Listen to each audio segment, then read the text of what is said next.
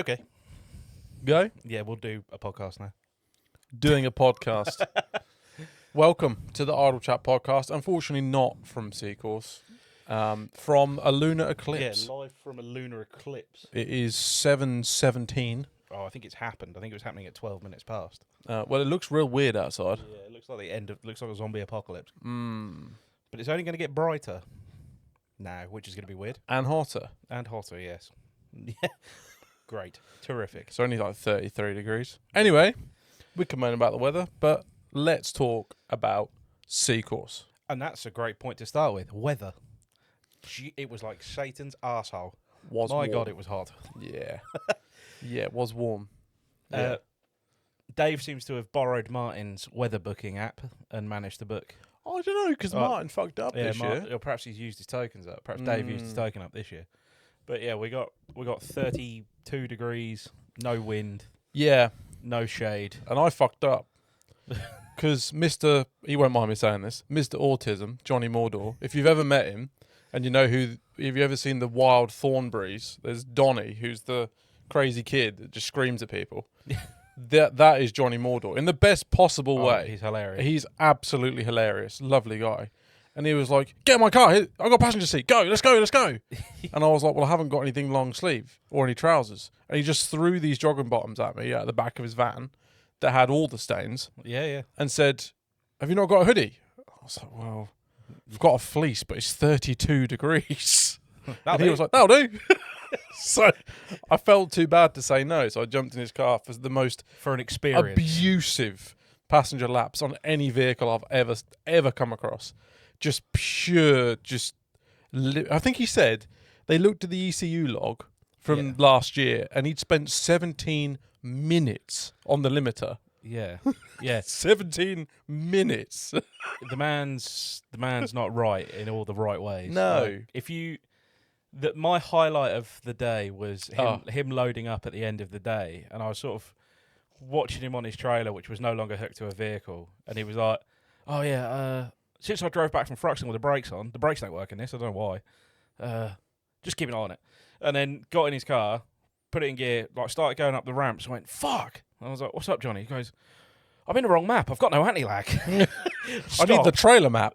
Got back in the car, flicked the anti-lag on, was like, right, that's better, and just absolutely sent it on the limiter and anti-lag and all sorts to load it on a trailer. Like, Yeah.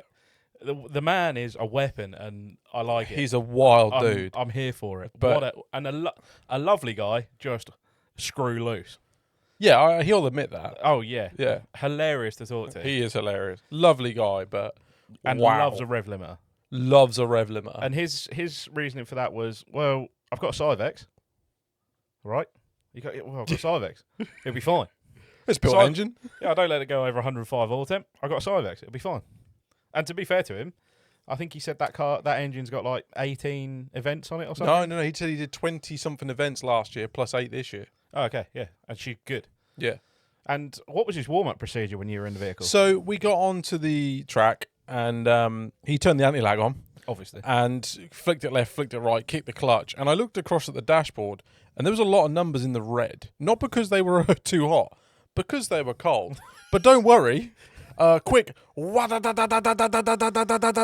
gets it up to temp, real nice and quick. The warm-up map is spicy in that vehicle. I was like, this guy, and he comes off the line, and it just limit bashes it onto the straight, misses third, bangs third in a rage, like a massive rage, punches it into third, and just keeps it pinned from the start of the straight all the way to initiation, gives it a quick dab of handbrake, and then just stands on the throttle again. He said to me, I'm finding it tricky. This is all at, like, if you ever talk to Johnny talks at 300 miles an hour.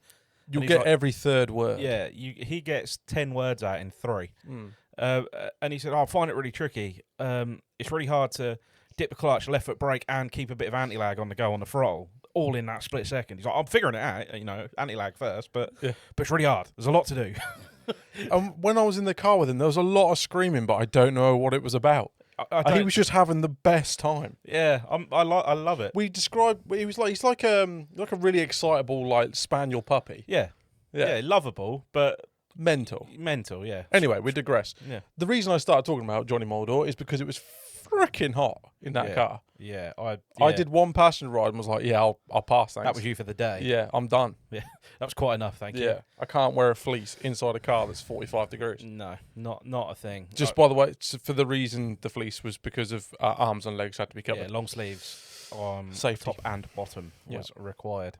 And we turned up in shorts and t-shirt. Because it was 1,000,000 degrees. Because it was meant to be 1,000,000 degrees. And it was, to be fair. It was every bit of that 1,000,000 degrees. Was warm. But anyway, got there and so I fucked up in the last one. It wasn't being run in reverse.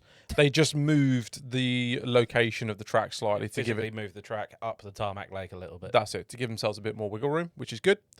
A little bit smaller pit, a little bit more track space, which was actually a good idea. Yeah, I wouldn't even say the pits. Pits were smaller. Yeah, they were. Yeah, pits were smaller, but it didn't matter. There was still ample space for everyone. Oh god, yeah. And they changed some of the cones and stuff and the layout. Still 1-to-1 scale Mayhem, but just made it a little bit safer. They'd put some barriers in between, or David put some barriers in between the straight and the sort of as you come back from the straight, to make sure no one crossed paths, which was necessary. Which was a necessary barrier at one point. So I've seen a video of Mr. Wyman understeering nearly into the tyres, and somebody else, the RX-7 rotary, that's it, come round onto the straight, just understeered straight for the tyres. Yeah, it was, as it got hot throughout the day, the track got a little bit greasy, and it just I think we were just getting rubbered down on the line. But these things happen. And people were going faster and faster faster and dialing more and more grip in. Oh, yeah. But yeah, the track layout was probably slightly better than last time. It was sort of like last time, but everything was revised and slightly tweaked. As you would expect from a second go at something. And Dave being a perfectionist. And also to explain the 1-to-1 Mayhem layout, it's 1-to-1 via GPS positioning. Like it was marked out with a GPS marker like you'd use on a big building site. Like fully mapped out GPS 1-to-1 scale. Yeah, last time I think they scaled it from photos. This time was actual 100% GPS data. So they could 100% be sure it was 100%. Yeah. And it was rowdy. Yeah, the last year I think people were finding their feet. There was a few less drivers. Last year there was less drivers, but there was more people that broke stuff. Yeah. So it was much quieter. This year there was a few more cars. There wasn't loads more. I think it was about 15 more cars. Mm-hmm. And not as many people break their shit. And everyone had their big boy pants on by the time we got there on Sunday. Yeah. I don't know if it was this sim thing that I spoke about in the previous podcast, but I don't know what people had for breakfast, but they were like throwing down. Yeah, and throughout the day, like even in the day we were there, or we went just for the Sunday daytime, like session by session, faster, snappier, like, and like the speeds by the end of the day were obnoxious, shockingly fast. I spoke to Tom, and I think he used some like Tri-Ace tires, all that type of thing. I was running them at like 15, 20 PSI. 265, 35 semi-slicks. Yeah, but like the grippy semi-slicks. Not just your hards or your 651s. All of the grip. All of the grip. He was outpacing Martin Richards down the straight. Comfortably. Yeah. He was coming in hotter, to be fair to him, than pretty much anyone. You'd see Tom go and queue up at the start line, and everyone would be like, "Oh, it's Tom," and people would turn around, and the cameras would come out to see, and people would be like, "What the fuck?" He's either going to do the sickest run you've ever seen, or he might put it in the tires. But chances are it's going to be a savage run, and he come down that straight 10, 15 mile an hour, maybe 20 mile an hour faster than anyone else. Faster than anyone else on track. Shockingly, noticeably faster than anyone else. Yeah, like, holy shit, he's not going to make it. And somehow kept his foot buried. Literally dug it out every time. Hucked it in and dug it out. And if he hadn't have done, he'd have been like through the tyre wall and into next Tuesday. Yeah. It's interesting to watch that as a drive. Like, I'm not on the level of some of these boys driving, but can drift a car, so vaguely understand what it takes to do that. And to watch how vital it is. If you panic, it all goes tits up. If you keep your foot in, Yes. no matter what goes wrong, the answer is foot in there. Yes. Otherwise, you are in something a lot harder than you could be. Yeah. There was, a few people panicked and ended up in places they didn't want to be at, whereas if they'd have kept their foot in, they would have dug themselves out. And Tom epitomised that like 2 or 3 times. He had... The thing that sometimes goes against Tom, i.e. his violence, actually went for him. Oh, absolutely, yeah. it was seriously impressive to watch. It was. Like, he's prepared his whole life for this, and it showed.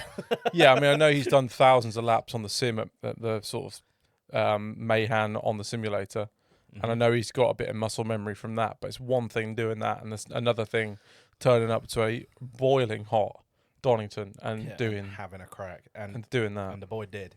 He did. And he did he got the quarter panel, ripped the rear quarter light out. Yep. The standard Mayhan. But he kept a bumper on the car, kept the wings on it, didn't destroy the car. No. Got the touch. He got the full throttle from entry all the way to exit of corner. Yep. He got back ease, got speed. I mean, he won't admit this. He'll be like, "Oh, it sucked." Every run that he did that was impressive. Someone would go and say something, he'd be like, "Yeah, it wasn't really what I was going for." Yeah, or I was offline there, or I should have been on throttle earlier. Bit late to the snap there. I sent him a video, and he was like, "Snap was a bit slow."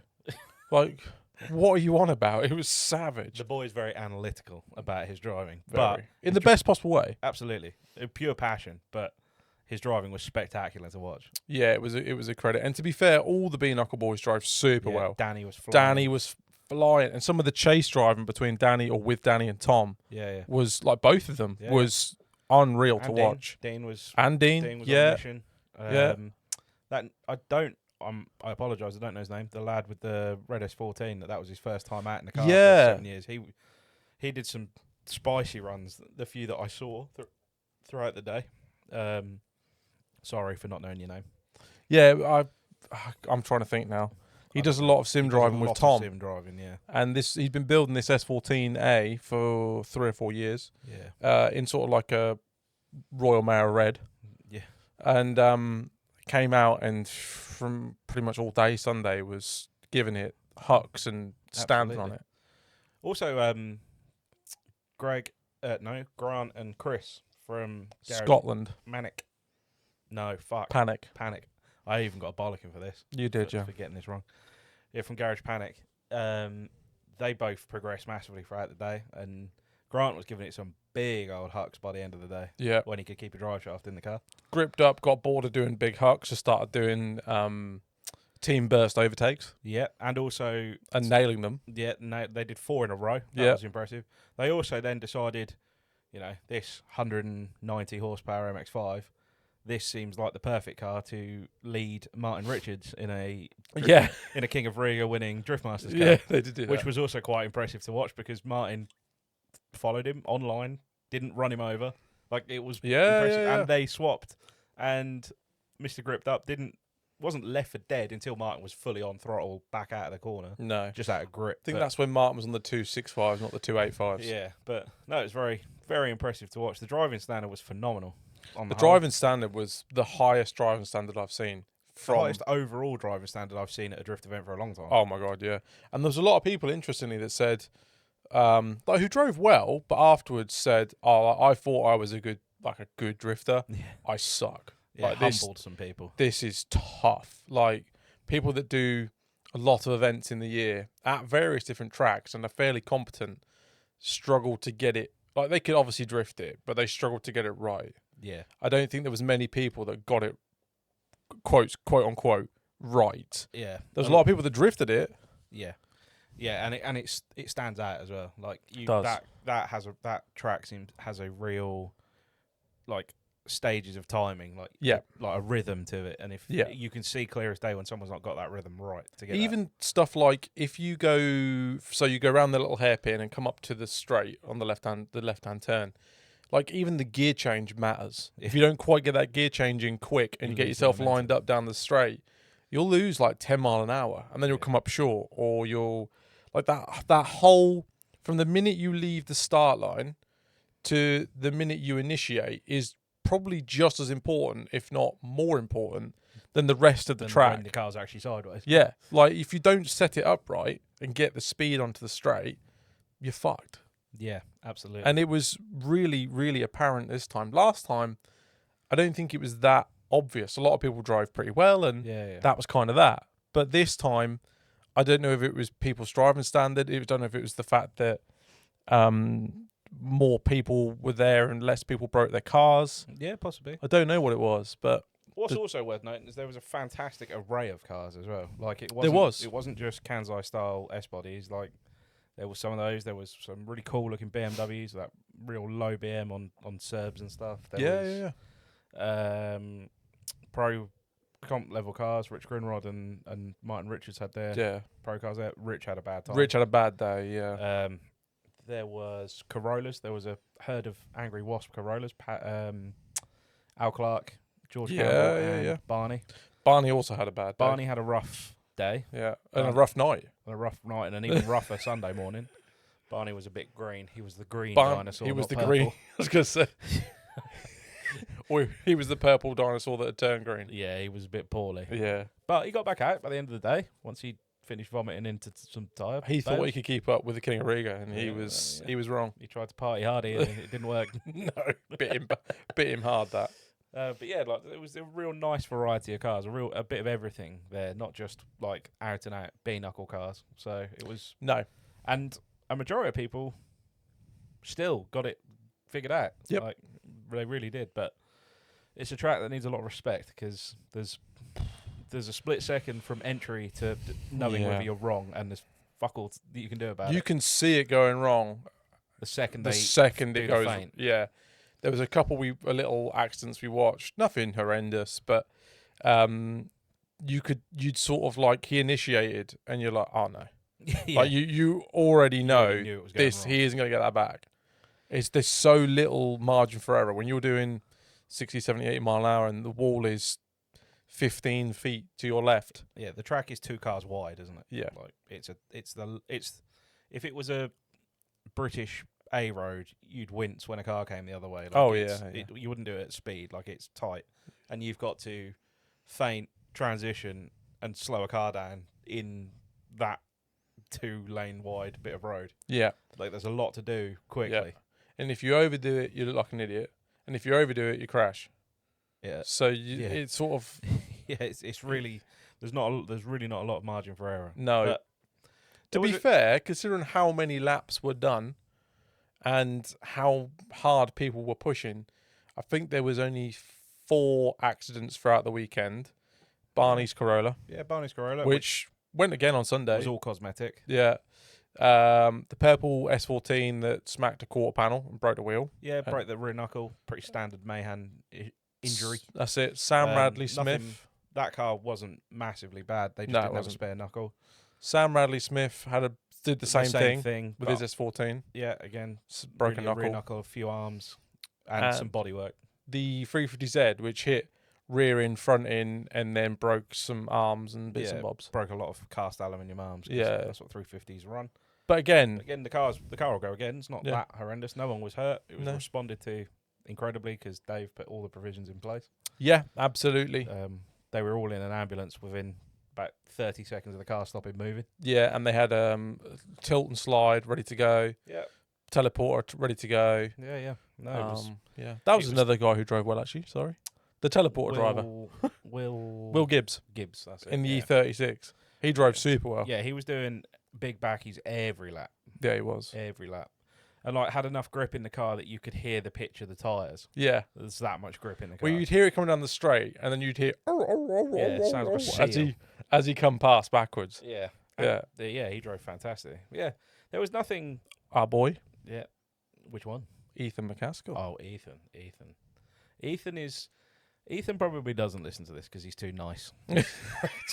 Not for him. I feel like he's knitting or something. Yeah, he's like such a nice guy. Feeding bees, sugary water to keep them alive. Don't know. Ethan is the meekest, nicest, politest, quietest man I've ever met. And then you put him in his car and he treats it like it owes him money. Yeah. Like, he, all weekend, was backy, and stuck them all, 95% of the ones I saw on Sunday, he stuck with some style to them as well. Doesn't change anything on his car. It runs roadies. It's got a random cut knuckle that he doesn't really know what it is. Yeah. It's got 350 horsepower, top mount, stock engine SR with a decent gearbox behind it, and he drives it to work every day. Yeah, it's his daily. He Comes and does backies all weekend, then drives it to work on Monday. Yeah. What a guy! He's so impressive to watch. Like, and if you ever get the chance to go speak to him, go speak to him. He's lovely. He'll probably thank you for your time. He's that kind of guy. Yeah. And then you put him in. What he does in the car doesn't match the person you speak to outside of the car. No, he's constantly smiling as well. Yeah. And I can't help but feel in the car he's smiling, but you feel like he's probably grimacing. Yeah, he looks like he's having a fight with it. But yeah. I think he's I mean, not in the way that the way he drives is amazing, but he's so aggressive with the car. And, yeah. And also the car just has got this magic recipe in it that just works. It was the same at Doryfest, wasn't it? Even when his car was steam powered at Doryfest because he had a dodgy radiator, that he was still smiling. He goes, steam powered, I'll put 10 litres of water in it. That'll be okay. Yeah. He's just so nice. I'm just going to go and do a few more laps. And you go, oh, I'll watch you then. Oh, yeah, thank you for watching me. And then have it. I'm going backwards. I think I know why it might be hot. Because it's not getting any air through the radiator because you're facing the other way the whole time, Ethan. Could be that. Maybe. I don't know. He's just such a nice guy. And his dad's always there as well, isn't he? And his dad's always like, hello, how are you? Yeah, just lovely. And they came from the Arctic Circle as well. He's they from, do. The northern tip of Scotland. Yeah, they are, yeah. And Doryfest is a long way for him. Yeah, oh yeah. And he's in Scotland. So, but yeah, he again, same as last year. He threw down last year and he was exactly the same this year. Yep. Very impressive to watch. Yeah, everyone. I didn't look at anyone and thought, this guy sucks. Yeah, no. Everyone was really good. Granted, Ethan's on road tyres. He didn't have the speed that Danny or Tom or Dean or Martin Richards had, but he had the consistency. And every time you'd be like, oh, here comes Ethan, because you're expecting something big. Something big. Yeah. There were certain drivers throughout the weekend where people would be like, oh shit! I'm gonna go watch. Yeah, I'm stopping what they're doing, stopping talking. I'm gonna go watch. Yeah, and they start watching. And the other thing is, I went and stood on the bank opposite the track, where obviously you can see the actual main circuit. I think corner number 1 in the straight. Probably worth explaining to those that don't know that it's tagged onto the back of another event. Oh yeah. So if you don't know, this event is effectively like a live action demo. Oh, demo, blue tick. I'm going to say something about this, actually. That did say so the event is within the bigger event of Convoy in the Park. Convoy in the Park is based on lorry racing. Bit random, I know. And show lorries. But there's also Honda UK. There's some other maybe and some other race car stuff. Yeah, there's all sorts of stuff. There's cars as on circuit, but it's all lorry based. Is the premise of the show is haulage? Yes. Show trucks. Yes. Cutting edge equipment and like latest and greatest in haulage and logistics, and also I think they're FIA truck racing. Yeah, That's the proper British truck racing, whatever. And it's basically backed on or tagged onto the back of that in the live action demo arena on the tarmac lake. And between the tarmac lake and the main circuit, there's a bank, and obviously most people stand on the bank or sit on the bank and watch the motor racing circuit. Mm-hmm. I went up to get you a bottle of water and me a bottle of water because it was a gazillion degrees, and stood on the bank for 5 minutes, 10 minutes just to watch. And the crowd was between 2 and 5 rows deep, most of the way along the tarmac lake. Yeah, it was facing the tarmac lake. Yeah. The crowd facing the racetrack, there was probably 15 people. Yeah.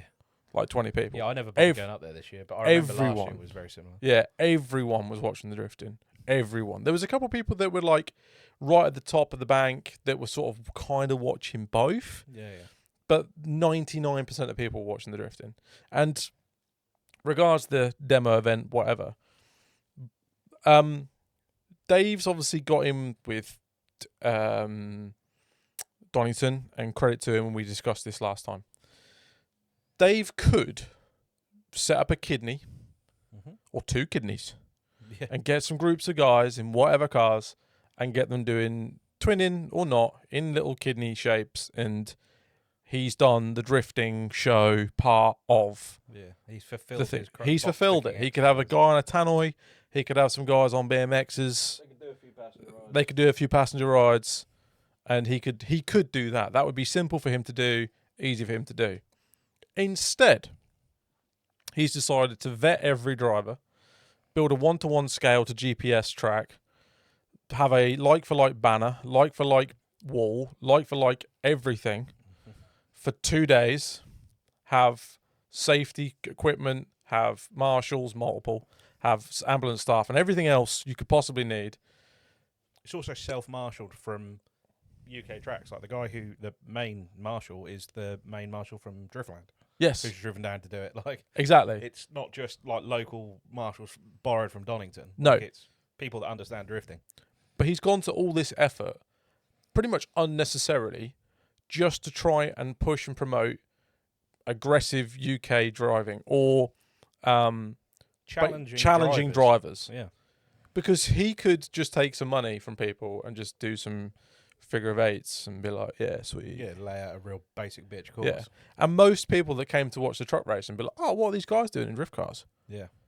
But instead, he's gone to all this effort to do this track. And somewhat unnecessarily, but purely for the benefit of the sport. It certainly cost him more to do that. He could have Oh, done absolutely. it far simpler and saved himself a load of aggro. It's cost him more money and more time and more stress.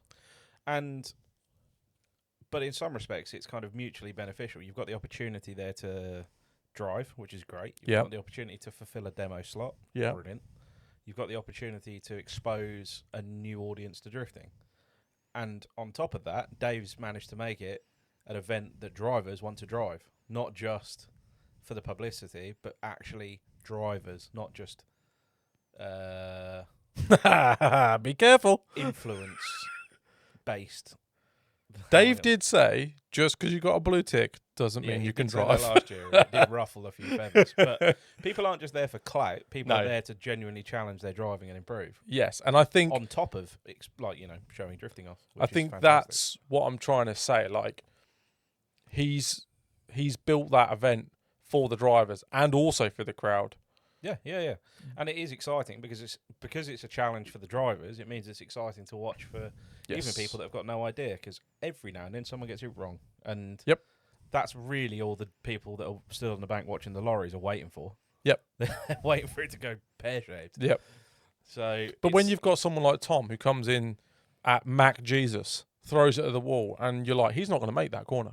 He cannot make, and then he would like. And we understand drifting. We understand drifting, and we're like, he can't make it. So let alone if you're watching it for the first time up there and you're used to backing an Arctic into a loading bay. And you see Tom basically having a car accident for 30 seconds, but not doing it. Like, lap after lap after lap. Like it would blow your wormhole clean open. Yeah, it was so impressive, and like I say, thank you to Dave for not taking the easy route and pushing it and making it happen. Us all.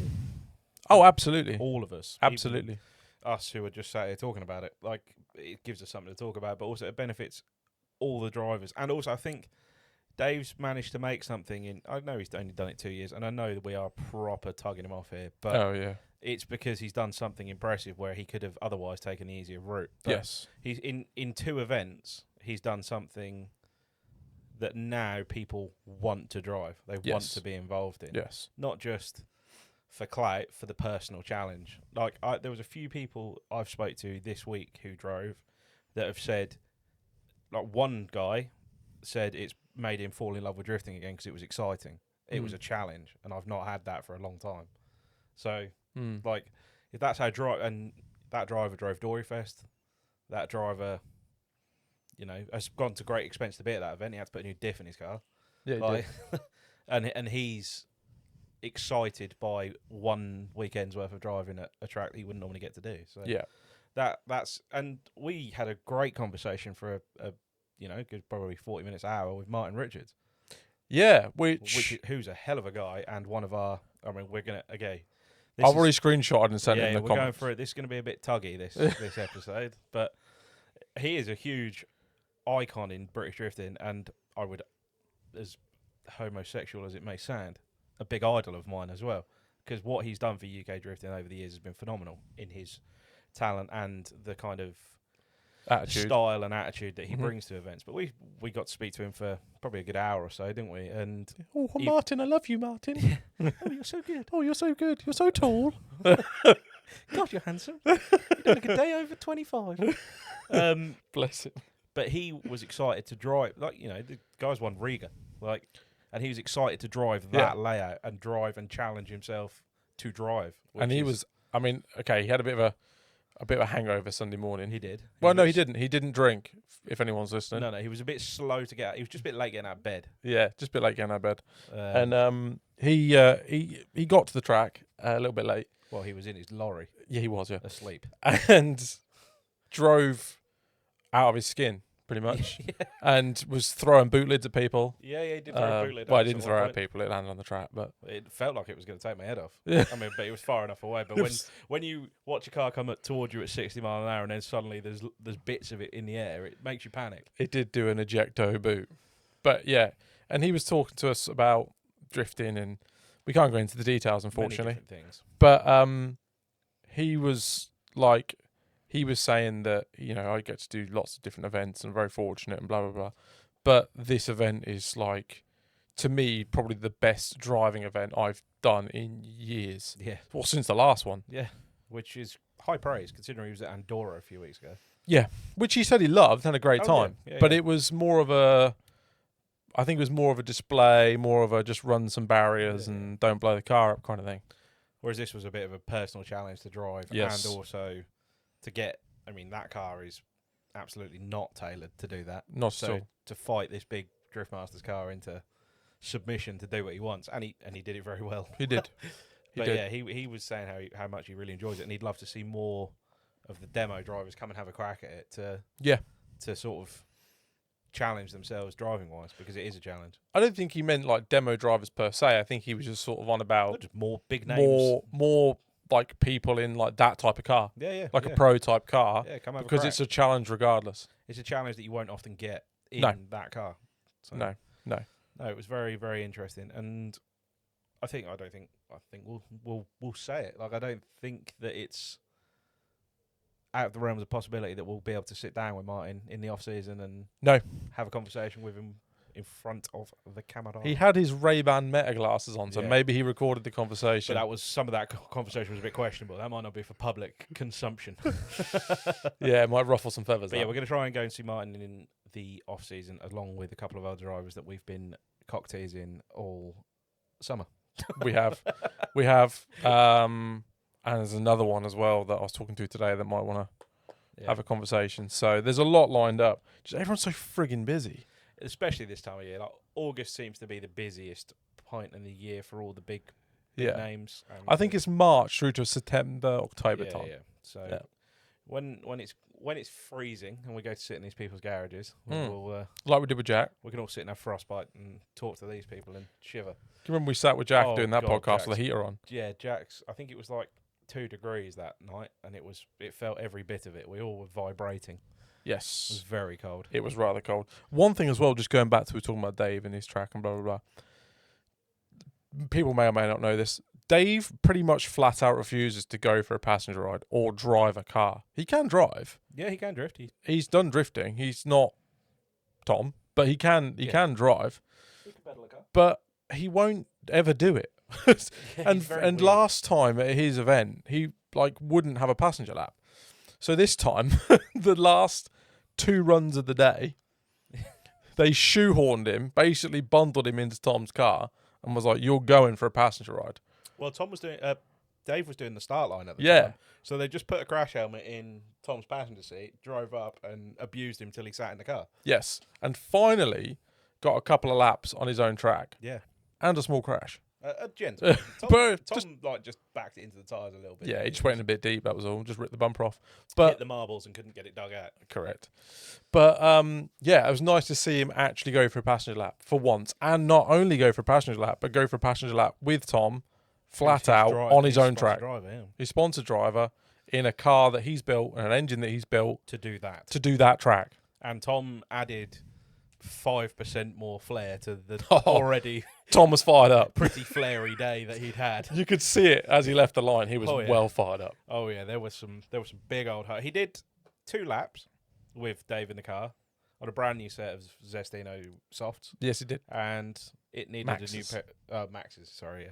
Same difference. And it needed a new pair of tyres when he pulled off the track. Yeah, he got a bit carried away. He sent it a bit hard there, but Yeah, yeah, he did, but it was brilliant to very watch. impressive to watch. Yeah. So that was good to see as well. Dave did look a little bit shaky when he got out of the car. I don't think he was ready for quite how fast Tom was going to be. No, I don't think anyone was ready. I don't think Tom was ready for that fast. Fully ready, yeah. Yeah. Also, worth noting, Tom did a whole weekend of drifting. And didn't break anything. Didn't break anything. Well, one rear light. We'll take that. Part of that is thanks to a loan of a gearbox from Mr. Mitto. Yeah, Mitto did loan him some Which- diamond-proof, like, indestructibleness. Yeah, he's a brave man. Yeah. At least he knows that gearbox is good. Yeah, well, it was. Well, no, I think it is No, still I good. think it is. If it survived Tom, it'll survive anything. Yeah. But yeah, no. So that's thank you to Mitto for getting Tom out for a whole weekend. Yes. Yeah, and Big- well done. Credit where credit's due. Well done to all drivers, though. I know we've rambled on about Tom a bit.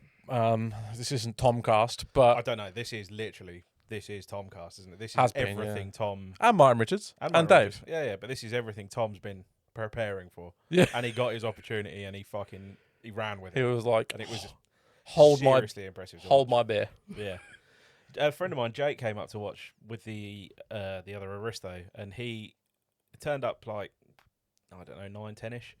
And he stood on the wall talking to me, and he was like, "God, they're fast." And then they were sort of the good drivers, but they weren't they weren't Danny, Dean, Tom. Who else was there that was big B knuckle boys? Chris, Grant. There was none of those. The next session out was Tom, Dean, Danny, and Tom and Dean came down the wall. Danny came down the wall, and Jake looked at me and went, "Oh my god, wow, they're fast." He's like, "I don't understand how they're going so quickly." Yeah, no, it really is impressive to watch. It's a proper spectacle. Yeah, it is. I can only imagine what it would actually be like in Mayhem. Well, where you've got 6 inches of concrete between you and the car, and you can sit there slapping the wall. And Literally trying to dodge boot spoilers. Tom's quarter panel. Yeah, that's, I mean, I'm here for it. That sounds like a world of scary fun. Yeah. But yeah, no, I would quite like to, and I always look at that Mayhem wall, the real one, and think That isn't very that's thick. not much of a hit to knock that down. But I mean, it's taken some shit over the years, so it must be a fairly strong I don't know wall. what's in that, but it's strong. All of the rebar. Yeah, must be. It must be more steel than it is concrete, because it's taken some hits, and it looks like you could knock it over with a sledgehammer, and you clearly can't. So I don't know if they're doing it the next year or not. We didn't really get that out of Dave. I don't think it's up to Dave. I think it's entirely up to Donington and what they think of the event, how they can proceed to make it make it a consistent thing, because it clearly has a draw. Oh yeah, absolutely. Clearly can be filled comfortably. Yeah, because that was 3 weeks' notice, and there was 40 cars there comfortably, and there was a lot more applicants than there was cars. So absolutely. there's obviously a hunger for it. So hopefully that's all the bits we need to long may it continue. But I guess that's down to conversation. It's down to Donington and Convoy in the park, but Absolutely, and maybe now Donington have seen, because whilst we were there, the safety director and the director of the circuit were yeah, I think that was having a nose. the safety manager bloke was there, wasn't he? And he was laughing, And he having went a out good in time. Tom's car. Yeah, he did. Yeah. So hopefully that opens more eyes to the powers that be at Donington, and perhaps they decide to tag that onto maybe some more events throughout the year. Would be good if they did. It'd be lovely. Be lovely for everyone involved if that was a more regular activity. I would like to see it more often. And I think if you did see it more often, you'd see the driving. I mean, the driving level progressed throughout the day we were there massively. It went from fucking hell to, oh my fucking God. This is all going to go pear-shaped soon, and it didn't. It didn't. No. But I don't know. Imagine they did that like every couple of months. Yeah, like 3 a year, 4 a year. I mean, if they did it every week, amazing. But you'd Yeah, never. it wouldn't be sustainable, because No, everyone it would be wouldn't. bored of it. And literally bankrupt. Yeah, But if they did that once a quarter, that would be impressive. The driving standard would pick up fast, imagine. and also it's Midlands, so it's really convenient. Yeah, it's 2 or 3 hours for most people, unless you're in Unless you're Scotland. Ethan. Yeah. But he doesn't mind because he's lovely. Yeah. That's okay. That's all right. Don't worry about it. Well, sorry, Ethan, if you are listening, but you are a lovely You're guy. lovely. Yeah, I'm going to say there's nothing negative there. It's all No, positive. not at all. Not at all. I think we've done with... Yeah, I think we're probably done with Tug. Oh, no, there's one other thing. Is there? Yeah. What did I forget? What did you forget? So, if you're Irish and you come yes. to Mayhan, a word of caution. Now, in Ireland, We learnt something. petrol on the pump, V-Power petrol, is black or red? Black, we were told. It's black. The pump is black, the actual lance The that nozzle, you use. Yeah. In the UK, it's green. Yeah, black is diesel. Black is diesel. Josh. Sorry to name and shame you, Mr. Josh from Ireland. Josh came over Saturday morning and was like, my car won't run. Like, it'll run, but like it's not It's happy. not happy. And they went through everything, pulled logs, checked this, checked that, Checked every vac line in the car. checked everything, and then eventually decanted some fuel into a jug and went, that looks awfully like diesel. Poor man had pulled up to a Shell in the UK. I'll top her off with some 99. No, I'll fill her I'll up. top her off with some V-Power. And It was V-Power. it was V-Power, but it was V-Power diesel. So it was also probably about £2.40 a litre. And it turns out his S15 isn't coming swapped. So it wasn't very happy. 6.7 litre SR. Yeah. So the poor guy had to drain that tank, and then obviously he's in Donington, and the car can only be on a trailer. Yeah. So then had to drive round to Donington's fuel station on circuit Money. and buy a premium unleaded for, I should imagine, a premium price. And she smoked a bit, but she went. Yeah, And to be fair, by the time we got there Sunday, he was having a great time. yeah. Cold start was a bit rough still, but the rest of it good. Cold start weren't great. Yeah, she didn't like cold start. I think might need a couple more tanks of actual V-Power to clear the diesel out. But Yeah. I mean, everything's well lubed in that fuel system now. Compression was good. Compression was good. Compression Fuel was pump's good. not going to burn out. Nope. That's well lubed. Yeah, everything's well lubed. It's had a nice little service. Yeah. Everything's been bled. Yeah. Oh, yeah. Yeah, so Yeah. that was a slight hiccup. But, hey, it's not like, at least it wasn't like 50-50 or something and they blew it up.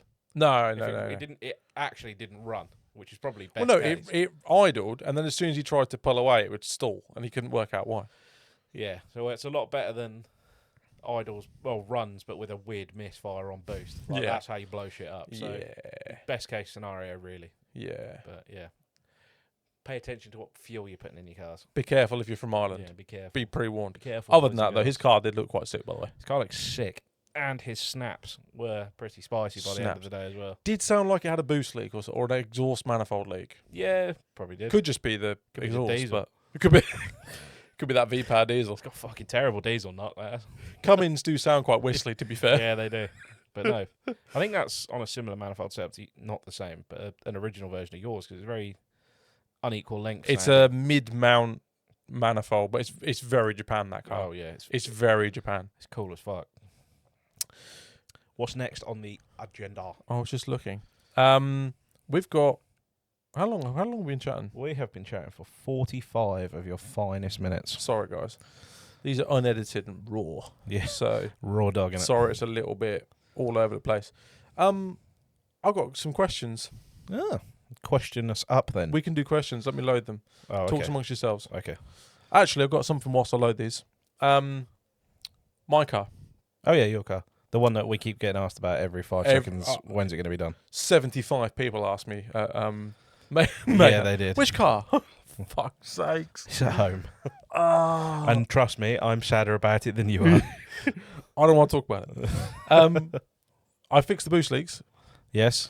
Turns out, did I tell you about this? You said we had a leak from the two halves of the wastegate. Yeah, so I had a leak from two halves of the wastegate, and I took the wastegate apart and put it back together, and the leaks fixed themselves. Ideal. So I don't know what that was, but Self-healing. it did take me about 2 hours to get the wastegate back on. That sucks. That. Man. Yeah, and I know how patient you are, so I'd imagine you really enjoyed yourself putting that. I gave it 45 minutes. I left. I came back about half an hour later and tried again, and I got it the second go. Sometimes you have to do that. If you ever get the pleasure of working with Adam on a car, if it bolts on, Adam's fine. Yep. If it doesn't bolt on, I'll give it a couple second of goes. time. Yeah. Adam is about ready to volley it across the workshop. Yeah, pretty much. And then has to have a breather and then comes back and normally does it first time. Normally, if I go away and come back, I'm okay. If I keep trying, it will just get launched for a wall. Yeah, at he's some point. got zero patience for working on cars I hate after working the on second go. If I could afford to pay someone just to maintain my car and fix it, I would pay them. But But we unfortunately, need way more subscribers for that. We're not there yet. We're a long way off that. So yeah, fix that, and then Jack said do a boost leak test, didn't he? Yeah.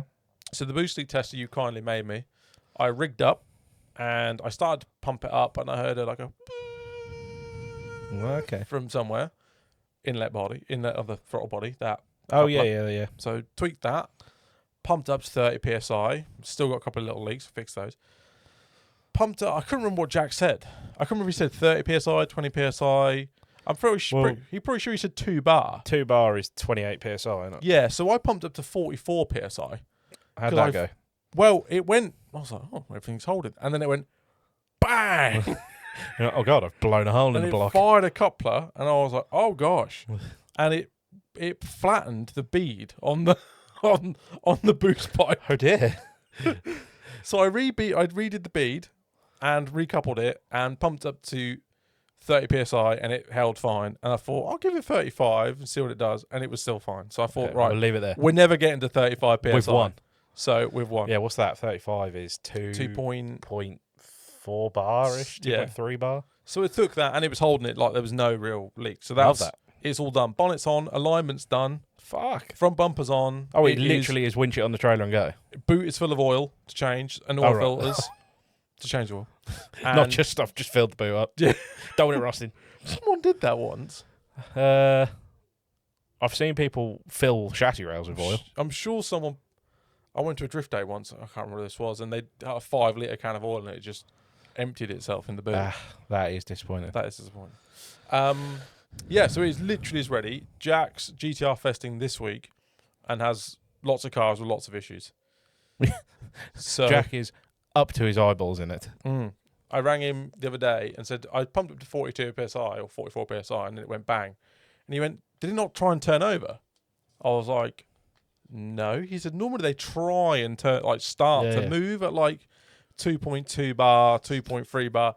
Did it not try and turn over?" I was like, "No, it didn't move an inch." He went, "Fuck." Like that's She got some valve springs in her. that's got some valve springs in it. I was like, You said no float. You said no float.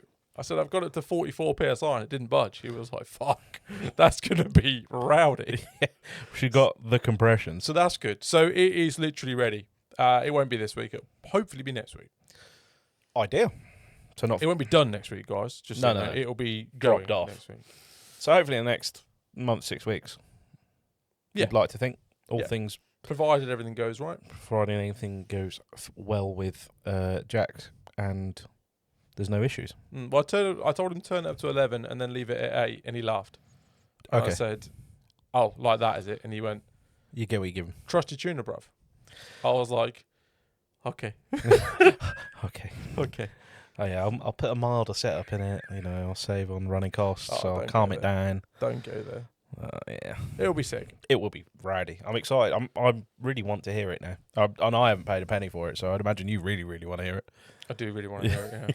I'd like to be able to just start it up and move off the ramp. Yeah, It's it been just stranded not on- push it. It's been stranded on the ramp for like 3 months. Yeah. That's what it feels We pulled the like. engine out in what, November, October? Yeah, It was a long time ago. Pulled out in November, but no, I've had the engine back since. We had it 2 months away. 2 months. More than a month, less than 2 months. Yeah, we'll call it 6 weeks. Because then. it's been about 5 weeks, 6 weeks, yeah. It was 3 weeks to Dory Fest when we got the engine back. And how long was it post Dory Fest now? Fuck knows. When was Dory Fest? 3 It weeks? was 4 weeks? the first weekend in July. We're now in the second weekend of August. So, yeah, best part of 2 months. Oh, really? Yeah. Time flies when you're having fun. Jesus.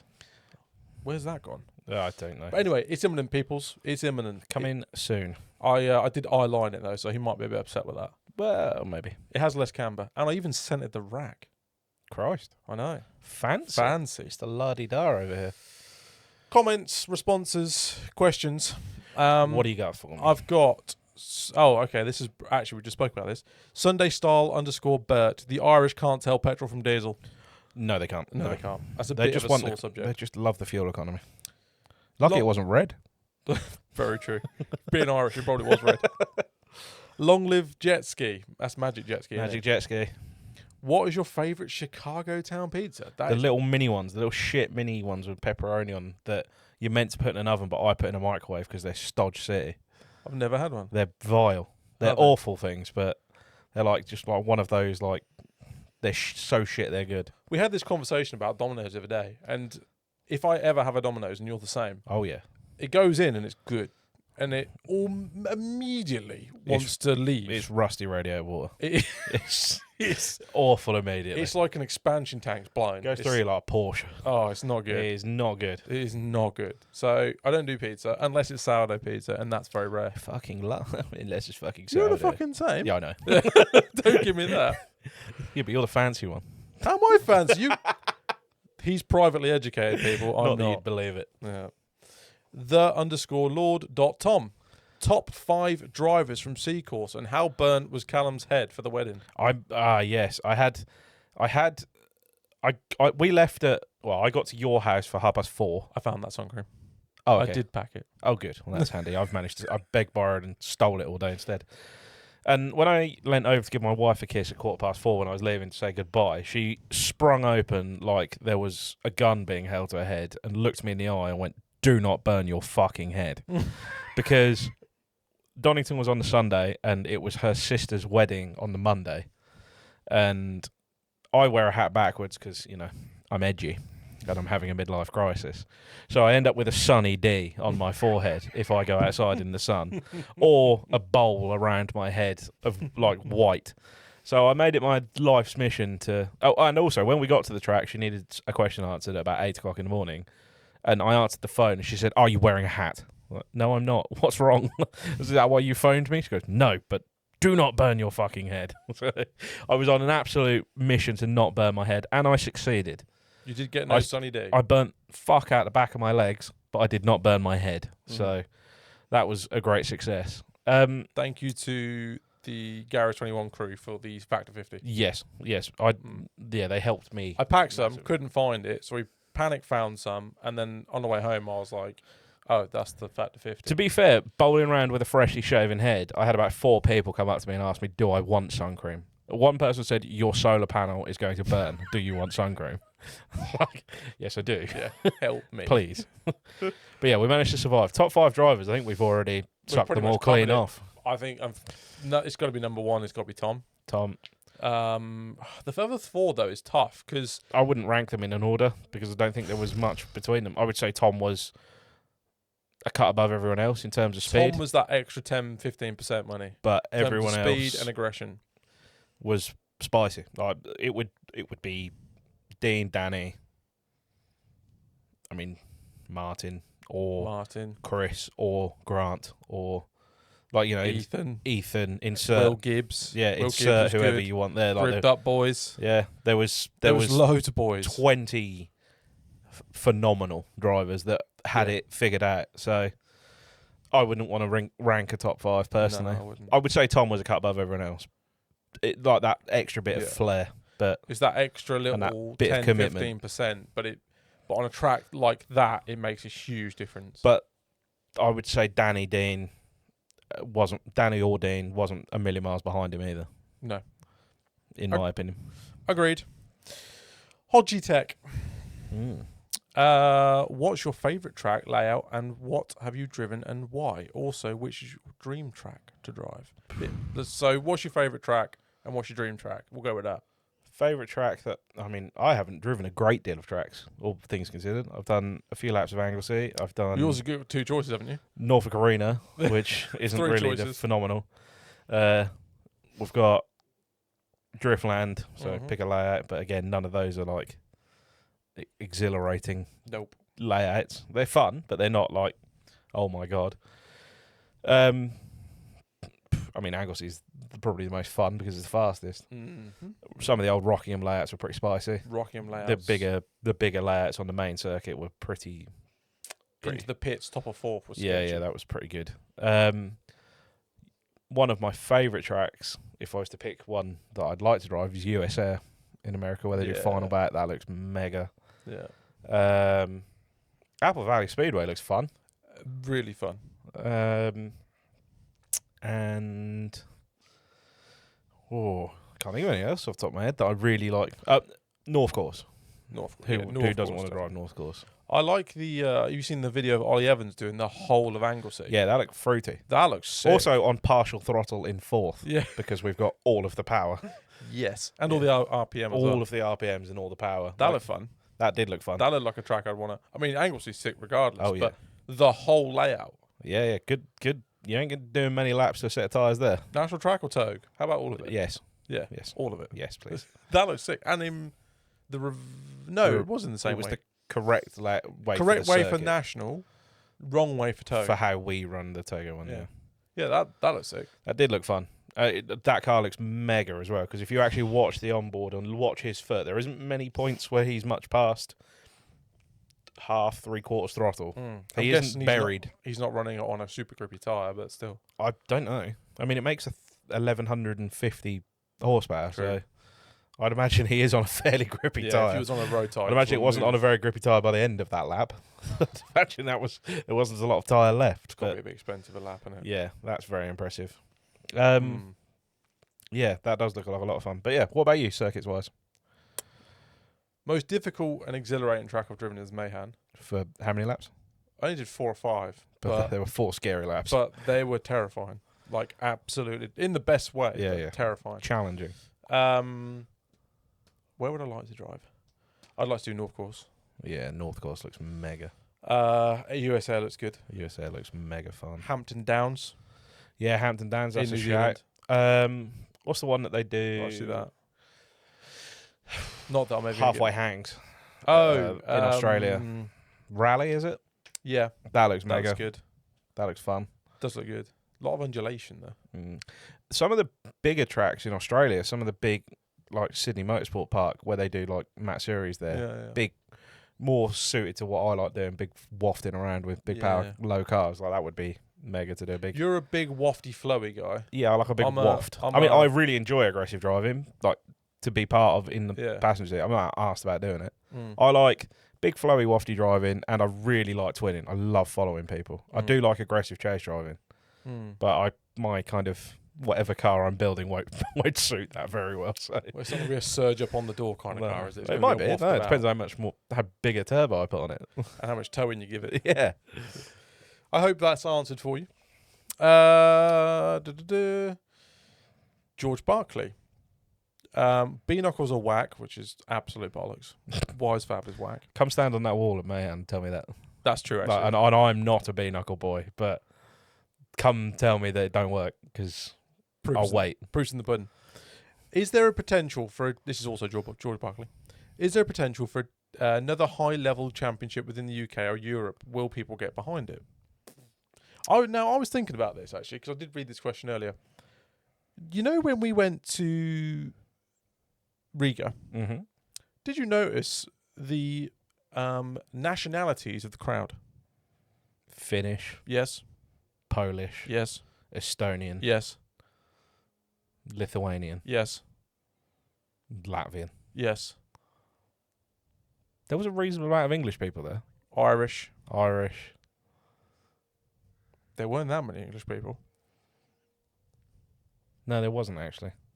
On reflection, there was English, because we were in the main staff area, so there was English people there because it's run by a lot of English people. But that a couple crowd, of English spectators, but a majority were probably Finnish, Lithuanian, and Estonian, and obviously Latvian. Now I know we've only been to And Riga, Polish. so that's only one example. Yeah, of course. But when you look at it on the TV and they pan out the crowd and stuff, there's all Estonian flags, Finnish flags. The Finnish take this shit serious. They follow it like a football team. Yeah. Like they are at every event. So when he says that, I got me thinking, do you think that drifting in the UK is supported more in terms of your LZ World Tours? So where people who watch maybe YouTube Influencers. drifting and influencers and stuff like that want to go to see their influencer of choice or influencers of choice doing some drifting.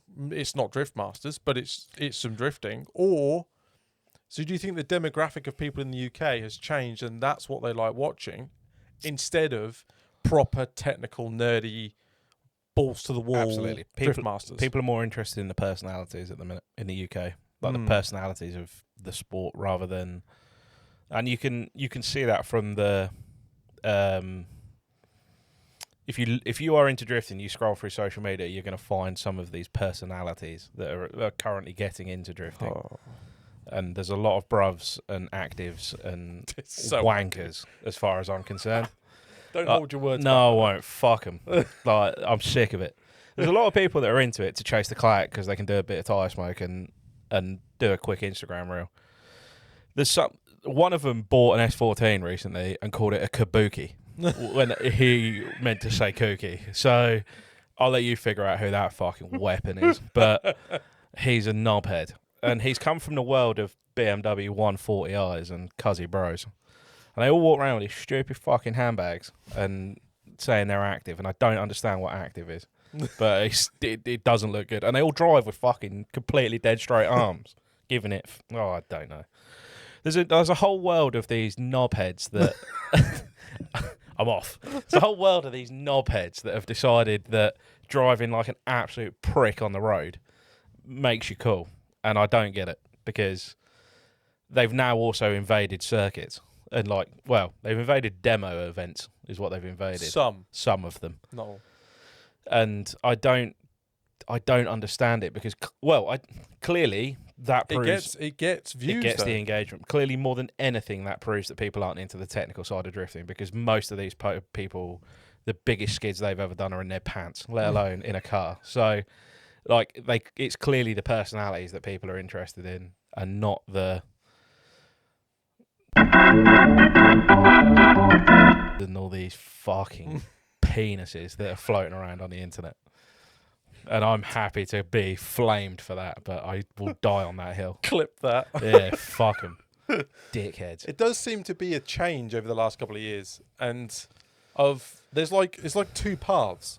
You've got the people that are into drifting for the progression of the sport, like your Daves, your Toms, some pro drivers, your Martin Richardsons, all those sorts of people that want to go and progress and do well at drifting and drive better and push themselves and push drifting. Then there's another avenue where it's if I do this rolling burnout in third with my arm out the window shouting bruv, I'll get 10,000 views. That's cool. If I can get a clip with a police officer telling them to fuck off, then I've made it. I'm going viral. Yeah, I'm going to do some donuts around this cone and then get out and shout, what, yeah. Active. And you're like, but the thing is, but that's sort of the way the world is. Perhaps we're just too old, Adam. I don't know, because it's frustrating, because someone like Tom will put a clip up of one of his best runs from Mayhem, and it will get 1,000 views, and it will get comments saying, that was sick. But if Tom would have gone to a crowd of a takeover in that same car and done donuts round some chick badly. Yeah. And then got out, stood on the roof, and given it the big un with a bally on, with his bally on, he'd have got 500,000 views. Yeah, he'd be the biggest swinging dick in the room. I don't get it. No, I don't either. I really don't. What is it? Can someone please explain it to me? Yeah. Maybe this is like when our parents heard drum and bass for the first time after listening to rock for years. They're like, "What the fuck is this?" Yeah, Elvis came along. Yeah, what the hell is this? I think this is us. I think we just reached the summit and we don't understand anymore, and it's all downhill. I don't see how it helps the sport. If you want the sport to be professional, yeah. I mean, is it just bruvs doing donuts and burnouts, or is it? We've got off-piste a slight touch here. George's question was, do people want to see competition drifting in the UK and Europe? What I'm alluding to is, I don't think they do. No, I don't. I think they want to see an influence of a person. I think they would rather see a personality that they like and follow that personality. Yes. More so. Look at LZ World Tour. Yes. That sold out 2 years in a row. Yes. 12,000 people. Yes. Go put a round of competition on. somewhere. At Castle Combe. At Castle Combe. Put a round of competition on at Castle Combe. See if you can sell 12,000 tickets. You won't get 12,000 in 24 hours. No, you won't. It's purely an influence thing, isn't it? And a level of that is marketing. Like, it's very well marketed. You're going to see things that you're not going to normally see. That event is not full of Cuzzy Bro wankers. LZ World Tour is your Martin Riches, your Phil Morrisons, your Jake Crouchers, people that have been in drifting for a long time. People that have paid their dues. And like Jake hasn't been in that long. No. But he's done a lot of drifting. Yeah, he's done a lot. From the burnouts in compounds to a bit of maybe road stuff to actual proper drift events across the Europe and America. Yeah. He's done it all. Yeah, he's not active. He is active, but not that sort of. He's not an active bloke. He's not one of these active handbag wearing wankers. But yeah, so I would say that the LZ World Tour proves that people are there for the personalities and not the personalities with an element of driving rather than out and out technical driving. And I get it, because to most people it is fucking boring, isn't it? Like, the actual technicalities of it. I find the technicalities of it fascinating. The average consumer won't. But what I disagree, because say you go to watch Riga. I'm just because we spoke about it earlier. Top 30 qualifying might be a bit tedious for people. I get that. Yeah. I get the qualifying bit, but the battles, anything could happen. Yeah. I suppose look at Peter Vicek. Strictly have to understand what's going on. Peter Vicek sends it into Rosetta on the first corner. He did do that. Yeah. Connor Falvey's trying to avoid him. I don't care if you're the biggest drift fan ever or not really into drifting at all. That is exciting. Yeah. Fair. That is and all the drama that comes along with it, with all the crashes and the bumping doors and who's won? Has he won? Oh, so one more time. That is exciting. I suppose most people, surely. I work with a lot of people that are football fans, huge football fans, travel the country following football, and there's a good number of them that watch Formula One, and that is a pretty technical sport. Yes, it's a lot of clipping and buffering and loading batteries and whatever the fuck they do in Formula One these days. Tyre wear, pitch stop strategy. It's pretty nerdy, and it's also quite tedious to watch. It's quite long, and they watch it religiously.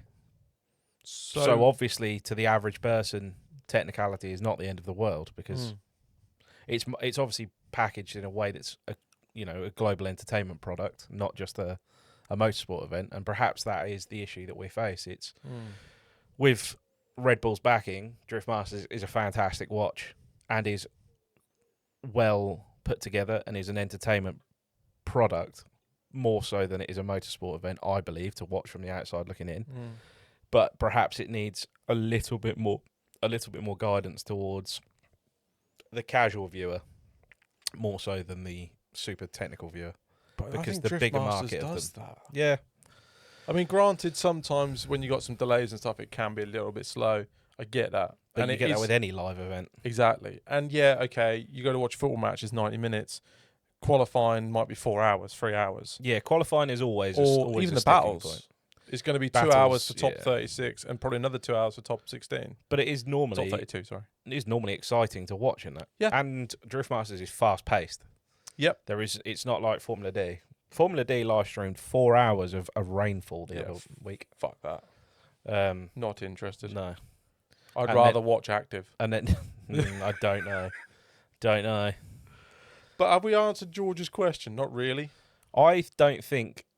I think there's the appetite amongst us drift nerds for a championship. I don't think there's an appetite currently in the traditional way it's marketed for a high-level competition series. I think there is for people that want to watch, want to drive. I don't think there is for the general public watching. I don't mean any shade by this. No. But we do have Drift League.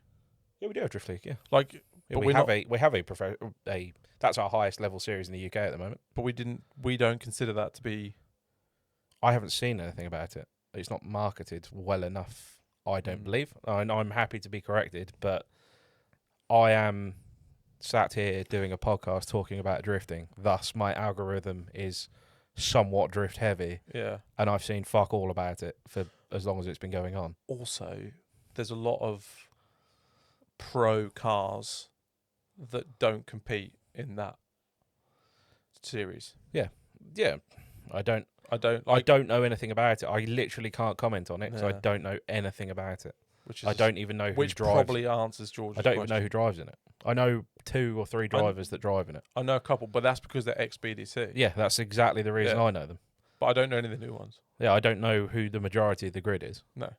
Not a clue. And, that is absolutely no shit. I know Gordon, who runs it, was quite, if reasonably friendly with him. He's good at what he does in terms of an event for the drivers, but I just think his marketing needs some help. Someone needs to give him a hand with marketing. Or is it because it's the same thing at the same place? Possibly. I don't know. I don't. I actually don't. Guessing. I actually don't even know where they drive. I know they do Driftland, Teesside, and I know they do Pembrey, and Teesside. Do they do Three Sisters? Three Sisters. Okay. Which is basically all the tracks that we've done in the UK for 15 years. Yes. For competition stuff. Yeah. But part of that comes with budget, doesn't it? If there's no eyes on the event, there's no budget. There's no budget to do something new and challenging. It's risky. One thing I thought is there seems to be a really big gulf in difference between, or jump in difference between, like your IDC, your Drift Leagues, that type of thing, to Driftmasters. Like if you look at no stepping stone. No, if you look in Japan, you've got like D1 lights and stuff like that. If you look at America, you've got Formula Drift Pro Spec. There's we had that in the UK though, didn't we? We had Drift Cup fed BDC. Correct. BDC then fed Europe. But before Driftmasters was. But I would say BDC was in that middle ground where it was like nearly on the par of Driftmasters, but not quite. But it was it wasn't a big jump. Whereas now, Driftmasters compared to what is now Drift League is almost like going from Drift Cup to Driftmasters.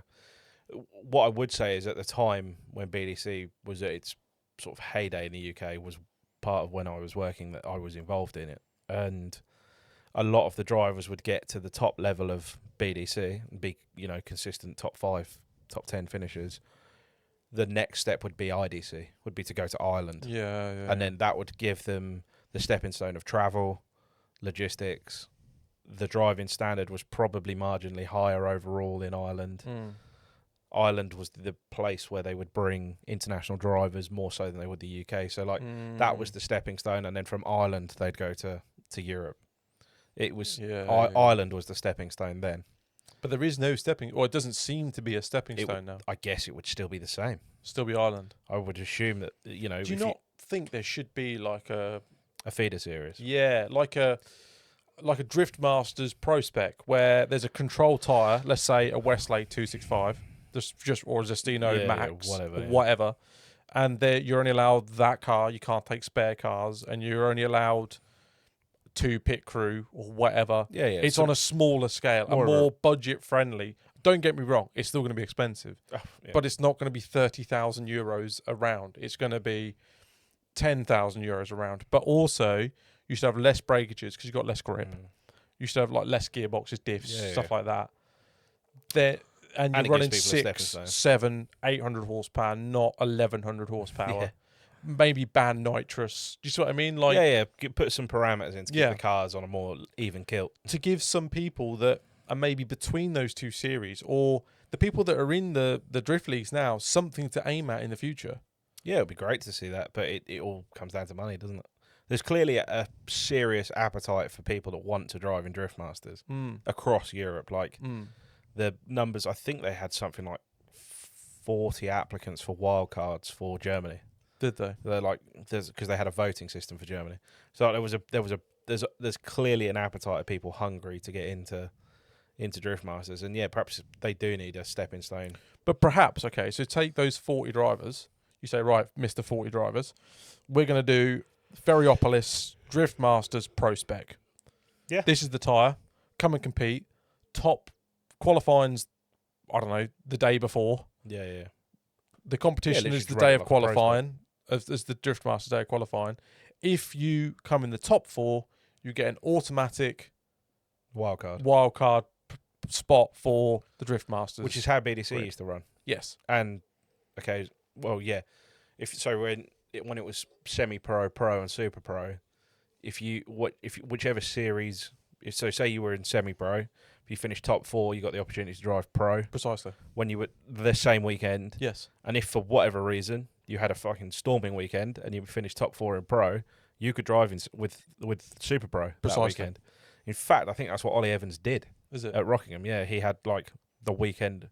I think that was when they were down to 2, like pro and Super Pro, and Ollie Evans won pro. Had to borrow Dave Egan bought him a clutch on the Saturday night to fit in the car. They fitted a clutch in the car, and he then finished top 2 or top 3 in Super Pro at the same weekend. He had like the weekend of all weekends, and that sort of set him on his. But what a cool story that'd be. Yeah. He was. Yeah. Imagine some dude who comes from Wales or wherever it may be, who turns up, wins the wild card, like wins the event, gets wild card first spot, qualifies 8th. In driftmasters, and then ends up like 3rd. Yeah. Who's this guy? Who the hell is this guy? Yeah, definitely, and it's a great opportunity for them to be in front of the cameras, and get used to that kind of rolling circus that is driftmasters as well. And you get an idea, or they'll get an idea then. Oh, okay, I see the jump now. But I think that's also kind of what Iron Drift Kings was at Ferropolis. They're not doing it this year, I don't believe. No. So they used to do an event. They used to do exactly that. There was like a separate event within the event, if that makes sense. In the downtime, I do remember they this. do like Iron Drift King on the Saturday night, or the Friday night, whatever, and then they do Driftmasters on the following day. And I think there was exactly that. If you finished top something or other, you got the wild card into Driftmasters for the weekend. So do you remember that now? There was obviously, perhaps it's a logistical reason, that is Ferropolis is on a reclaimed piece of land in the middle of a lake, so I'd imagine space is a premium, so perhaps having 80, 90 drift cars on grid for the whole weekend, they couldn't work it out. You could put the venue Thursday, Friday, Saturday, Sunday. Yeah, very possibly, yeah. And you could, because the teams, they're going to have that event Thursday, Friday anyway. Well, they've probably got the circuit for the week anyway, haven't they? Because exactly, people are arriving. They've got set up and tear down and all the other things. So precisely, yeah, maybe there must be a reason. I know Mito was heavily involved in Iron Drift King when that was part, so maybe he can enlighten us. Tell us, Mito. He listens, so maybe he can enlighten us as to what the score is. Anyway, George, if you've got any ideas, hit us with them. We're here for it. And we'll ask the people. Let's move on from Mr. Barkley. Peter Hayden. Drove well at Mayhan. Did drive well at Mayhan, actually. Another guy, threw down, M3 powered, compact. Yep, M3 compact on nitrous. Is it on nitrous? Yeah, it's got nitrous. I didn't know that. Yeah, it was flying. Old BDC car. I know that's what it was, but I didn't know it was on nitrous. S54 in it. No, it's an E36 M3 Evo engine, I believe, 3.2. 3.2 with a 50 or 100 shot, just to wake it up a little bit. From when we started running it on West Lakes. Where's Adam's S15? We've answered that. On from that. Where's your C32, Peter? Oh, how about that? Point, actually, I sold you a lot of electronics for that car. Tom's put Thusk, Tom, who we've sucked off all podcast. When is Martin's? When is Martin Richards' Meta Glasses podcast coming out? That's coming on the Patreon. That's behind the paywall. He obviously that one. Saw that, didn't he? That one's a special one. I don't think we can post that one. No. Feelings might be hurt. Cameron Brown, I've responded to you, Mr. Brown, because that one was a bit of a tricky one to answer on a podcast, but basically it was to do with learning how to do stuff yourself versus paying someone to do it. What's the most efficient way? So say, for example, you've got to... We can discuss it quickly. Yeah, we can briefly. So say, for example, you've got to pay someone $2,000 to do your wiring loom. Is it better to just bite the bullet, pay the $2,000 and get him to do it? Or is it better to learn it and buy the tools? Exactly, and do it yourself in your own time. That entirely depends on you as a person, which is my my opinion. Yeah. It depends on your appetite for education, and it also depends...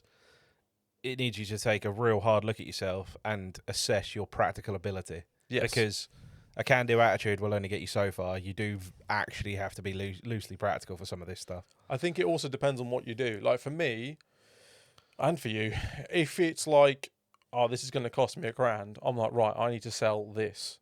or we need to do that, or we need to save some money here for me to be able to afford that. Or you'd be like, right, I need X amount of overtime. X amount of overtime. Now, if you or is it more cost effective for me to do X amount of overtime or spend 50 hours doing something that I'm going to pay someone 15 hours to do? Precisely. Yeah, and I can still be earning. It's one of those. For most circumstances, I would imagine if you added up the time it took you to learn and do it, and the mistakes and costs and all that sort of stuff, and then divided that by the time that, the money that someone actually charged you to do it, you'd be much better off, I think, paying someone to do it. And often it's cost you to do it 2 or 3 times to get it right, or the issues you've had at the track where you fucked something up and didn't realise until it was too late. Yeah. Like, it depends what you're doing. Like, buy yourself a cheap welder and learn how to weld. Learn how to make yourself an exhaust together if you need to. Yeah, it won't be pretty, but it'll work. Yeah, like, start there. But I wouldn't be like, oh, this car needs a loom. I've never made a loom in my life. There's certain things that me and you will never do. No, I will never wire anything. No, me neither. I had to Google how to wire a plug the other day for my house. So I would never build an engine. Yeah, I would be tempted, but I would also never trust it. No. Like, I'd do it if I had someone stood over my shoulder saying, yes, you've done that right. Yes, you've done that right. But at which point you might as well have paid someone. But, yeah, I think it entirely depends. You have to really have a long, hard look at yourself and say, is this ambitious or is this, viable? I think you also have to look at the risk, i.e., if you mess the wiring harness up, okay, well, you've got a couple £100 worth of wire and tools. Yeah. If you mess the engine up, you might knacker £5,000 worth of parts. Yeah, you have to outweigh the risk. It depends what we're building as well. Yeah, well, you wouldn't do it on your S15, but if you're throwing together perhaps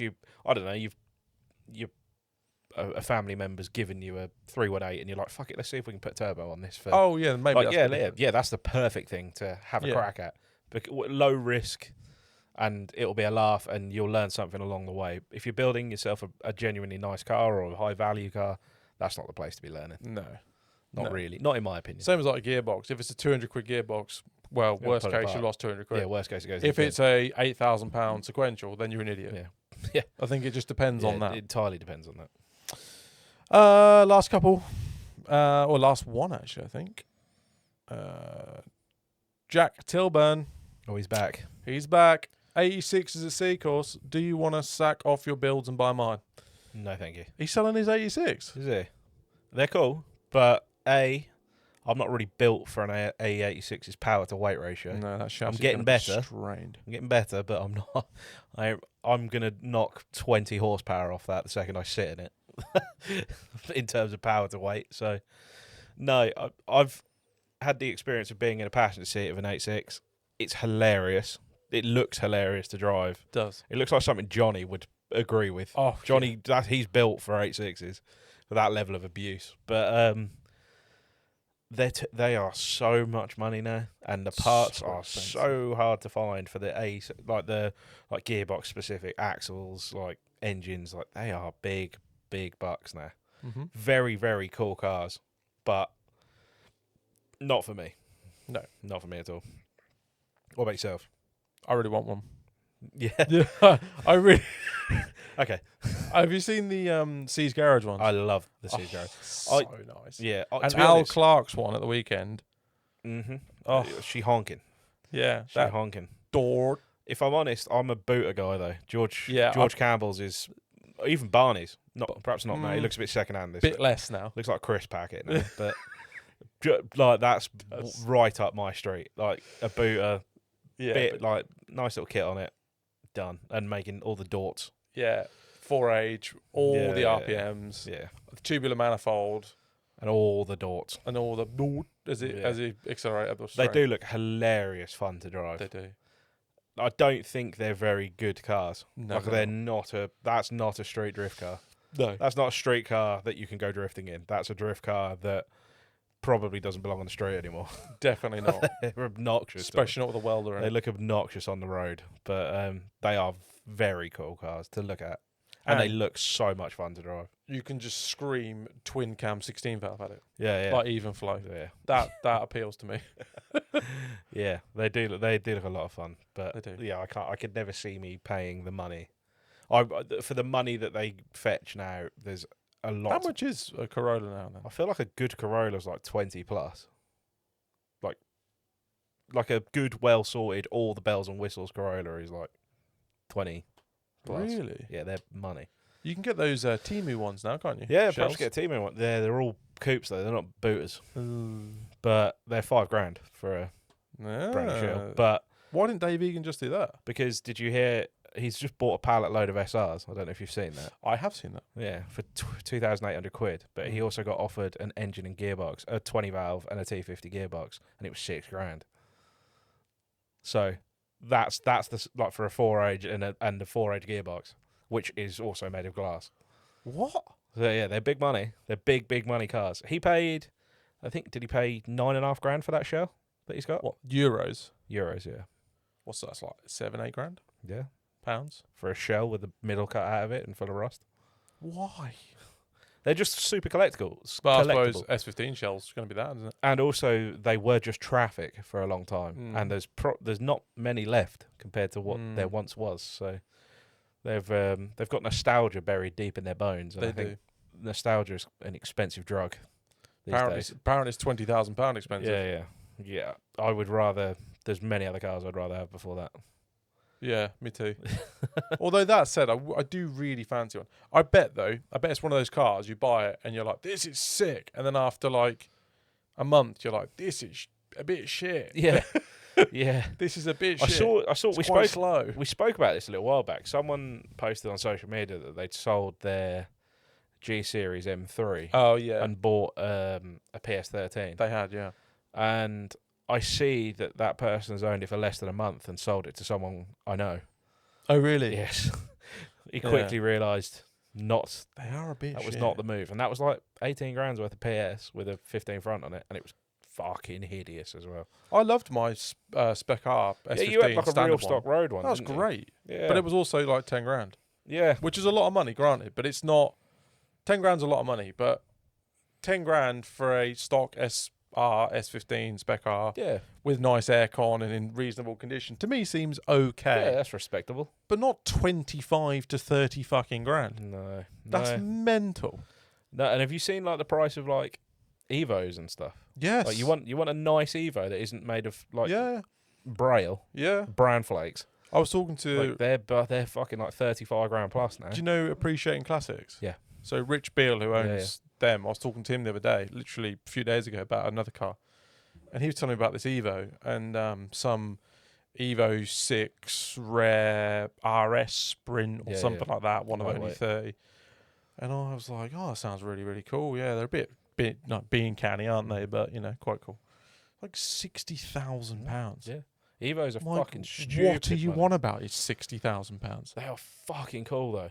They are cool. I love an Evo 5 or 6. When years and years and years ago, I worked for an import garage when I was a kid, washing cars in my village. And they had a Garage Saurus R33 GTR, which was mega at the time. That was 25 grand. And that was like a 700 horsepower single turbo car. Is that the one that's now Brown's Calf? Yeah. Yeah, I know what you mean. Yeah, on the roundabout. They had the Velside, one of the film cars from Fast and Furious 3. They had 350 and the Velside RX-7 for a while. But they had the car I fell in love with the most there, which is unlikely for me, was I think they call it Dandelion Yellow is the name. Yeah. Evo 5 RS on T37s that made like 450 wheel. That was so cool. Such a cool car. They are cool. But they're not 60 grand cool. Oh, no. I think that sold for like 12 grand back then. Yeah, but now that'd be like big money. Oh, yeah. Like they had 33s. They had a field of 33s, all white, red, grey they were mainly. Bone stock manual GTST 33s, and they were all 15 grand then. And then they plummeted from there, and then they're back 15 grand? That's quite a lot of money back then. But then this was like... GTRs or GTSTs. This was like... What are we talking? 15 grand each? 20 years ago, yeah. That sounds quite a lot So they of were money, quite new cars then. 20 years ago. Oh, yeah, they would have been. They weren't that old. So they were like recent imports. Like no, that'd be like importing like a 5 to 10 year old BMW. Yeah. And but they had loads of all sorts of stuff. But yeah, quite a few 34 4-doors as well back then as well, which were a really new car. They had a couple of 15s, Neo best engine, Galanzas, Nissan Cubes were what they sold the most of. Yeah, I remember. But yeah, they had a couple of really, really cool cars. They had some Japanese tuning shop E60 M5 V10 with like a titanium exhaust and big intakes and stuff. That was cool. That sold for big money. Interesting company. Yeah, and then now it's a cafe. It is now. Yeah, it does a good breakfast. But yeah, that Evo 5 sticks with me because that was fucking so cool. They are cool. Ridiculously fun. Also, the first time I've ever been in a car that hit a boost cut, and I thought I was going through the fucking windscreen. As a passenger, I literally thought we'd blown it up. Like, Really? it just went boom from like full bore, and I thought, fuck. I'll tell you what, poo came into my pants when that boost pipe let go at 44 psi. Yeah. That made a hell of a bang. It's a lot of air. Mm. It's a big system as well. By the time you go around 2.5 inch pipework, and an engine. I saw the coupler budge and I thought, uh-oh. And then before I could even do anything, it went, You were deaf. boom. It's like Call of Duty when they throw a Flashbang grenade at you. I flashbanged It's all myself. just white and beeping. Did make my ears ring a bit. It does do that. Does do that. But shall we Let's wrap it up. wrap this up because we're We waffling shy. Never asked, but please like, subscribe, share. Yeah, all be that our crap. friends, follow us. We got really good viewership on that last episode, so hopefully you guys continue to enjoy this. And you come back and you tell all your friends and go, there's some dickheads sat in front of some flags in some green velour. You should follow them and like them and comment. But Unless yes, you're active and then don't Unless follow you're us. active, then you can go and get fucked. With a capital F. And we'll leave it at that. Cheers, guys. On Thanks that for note, watching. Have a lovely evening. We'll see you again in a couple of weeks. See ya. Bye. Bye-bye. Bye.